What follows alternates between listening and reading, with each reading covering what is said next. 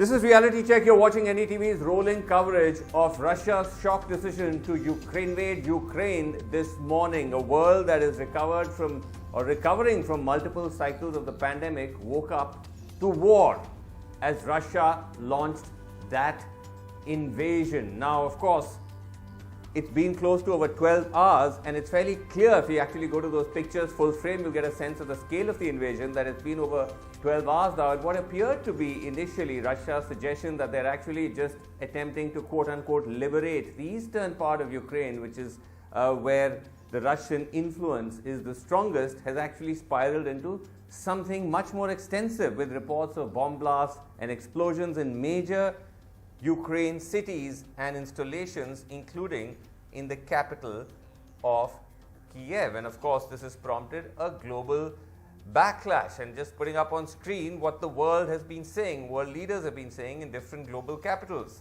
Joe Biden: US and the allies will respond to an unjustified attack by Russia on Ukraine.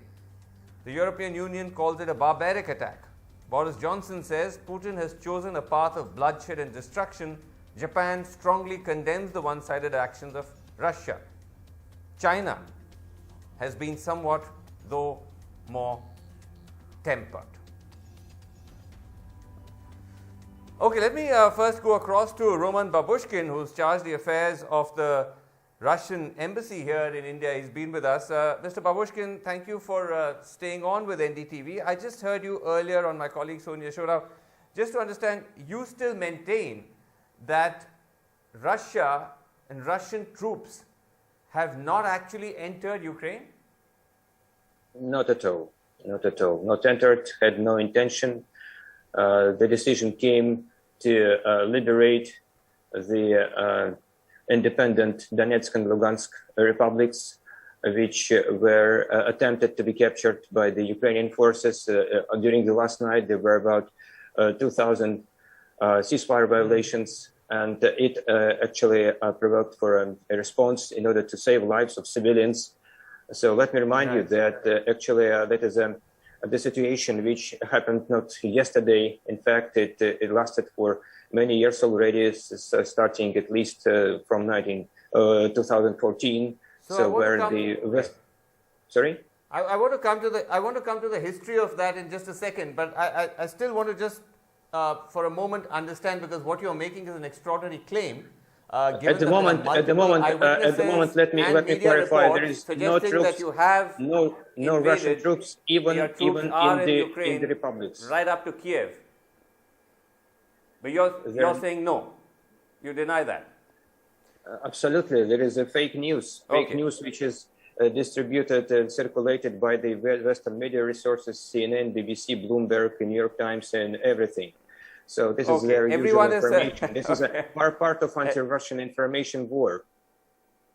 Okay, you're saying this is fake news from all these different outlets. It's somewhat credulity stretching. But anyway, Mr. Babushkin, let me ask you this though. When you go on saying this is an invasion to liberate these provinces, by all indications, this seems to be much more than that. You're bombing military installations across the country, airfields, air bases.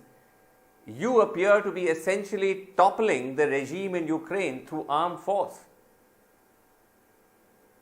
Well, what to tell you? This is actually, you are speaking the language exactly which is used against Russia during all this, recent time.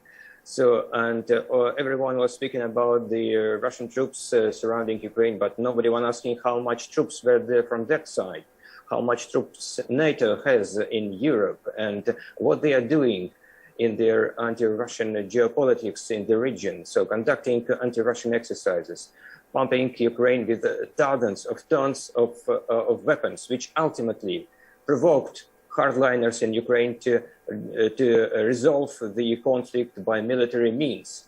Russia was waiting for so many years for the dialogue. And even by the way, today, the dialogue the conversation between Blinken, the Secretary of State of the US, and Minister Lavrov was planned. But yesterday, even before this decision about special operation, by no one knows why, what is the reason. So, but the American side canceled this negotiation. So they are shooting the door of talks. I see. Interesting, because that's, yes, exactly. It seems that the perception is the very opposite, that you've been reluctant to negotiate, you've just gone to war. But also, let me just welcome on our show, we have Ved Prakash Malik, former chief of the Indian Army, is with us. General Malik, good to have you on. Also, Navtej Sarna, who's our seasoned diplomat. He's been ambassador across the world, lastly, foreign ambassador, former Indian ambassador to the US. Navtej Sarna, if I can just get you in, if you've had a chance to listen to Roman Babushkin, who's the CDA of the Russian embassy, he seems to suggest that, in a sense, Russia is the aggrieved party. There are no Russian troops inside of Ukraine, contrary to multiple eyewitness reports. So this is almost like a surreal parallel realities here we're talking about. Well, I think, as the Russian representative, he has a right to say what he is saying. But I think the rest of the world does seem to think that there has been an entry of troops, presumably they're Russian troops, and there has been, there have been explosions all over Ukraine. And there are people reporting from on the ground. Now, we don't have any on-the-ground situation as far as I'm sitting in New Delhi, but I think we have to take cognizance of what is actually happening on the ground. And as far as the narrative is concerned, yes, there is a certain narrative which we have seen play out, and and that, of course, is quite clear that there have been legitimate security interests. There is a narrative which is coming out of the West that these are just excuses. So that I think we have gone past the stage of narratives. We are today looking at a crisis situation, a situation in which international borders have been crossed, and a situation in which there are hostilities happening in that country. Now, who exactly is doing it? Which is the weaponry being used? How long this is? What is its purpose? I think these are things which will come out in the days to come. Okay. General Malik, as an army man, when you look at the images on your screen of the scale of this invasion, and also perhaps what you've also been picking up, from what's being reported on this, does this appear, as Russia seems to be suggesting, some kind of limited incursion, some operation to liberate a few regions, or does it seem like an all-out war against a neighboring country?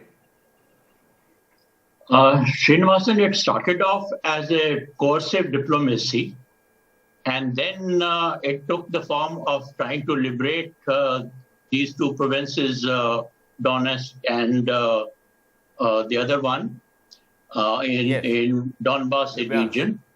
And now all the reports that we are receiving, including what I heard the Indian ambassador from Ukraine speaking to the students and others, telling them also, and some eyewitnesses account, it is apparently gone well beyond that. Today I can say it's a forcible, call it invasion, call it incursion, which is much beyond diplomatic coercion.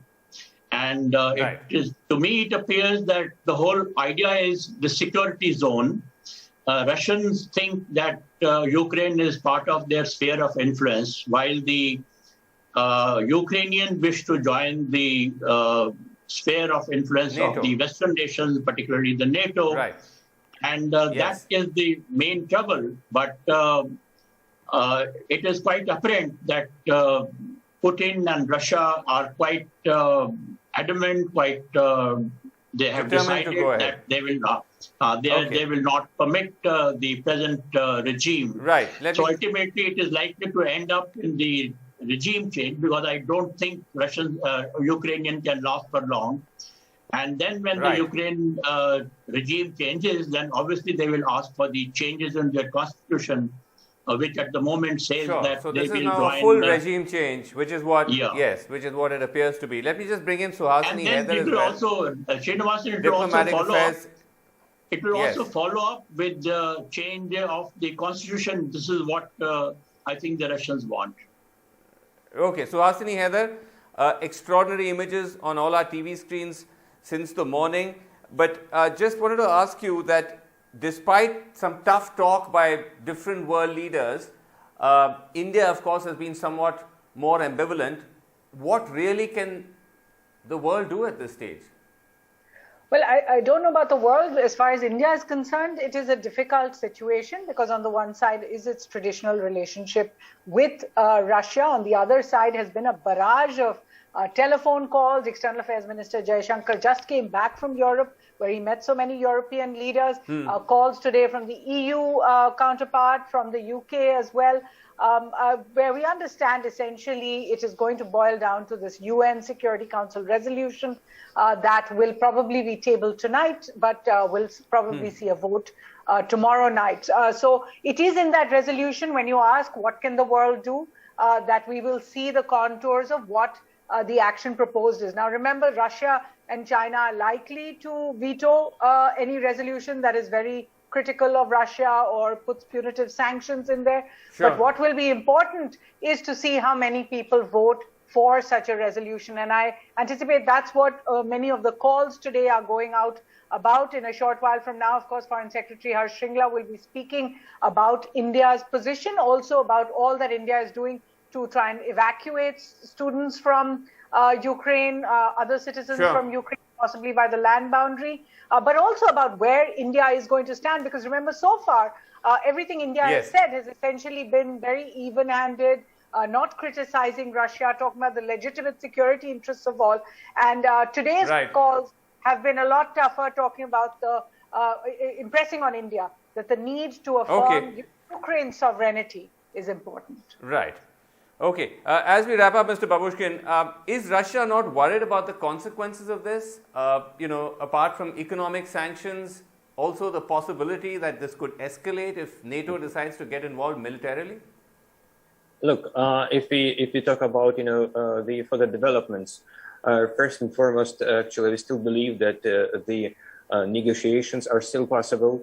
So that could lead, if we speak seriously, could lead to the ultimately listen to the Russian concerns, take into account the Russian red lines, but the sanctions, which were sanctions, and that was one of the consequences if we continue negotiations on these conditions, and if Ukraine recognizes its neutral status, because its partnership with NATO makes it, being some sort of a NATO ally, which represents a direct threat to Russia. Babushkin, and as for sanctions, seem to be a little beyond. Coming back to your question about sanctions. So sanctions become boring. They threatened Russia with the sanctions for so many years already, but they didn't achieve anything at all. The Russian financial system sanctions become boring. Yes. Okay, that's some pretty blunt speaking, but let's see how it plays out, because whatever is going on right now is far from boring. It's deeply worrisome for not just Russia and Ukraine, but for the whole world. But thank you all so much for joining us. Stay with NDTV, because we're going to keep on this big story right after a break. Thank you very much indeed. Bye-bye.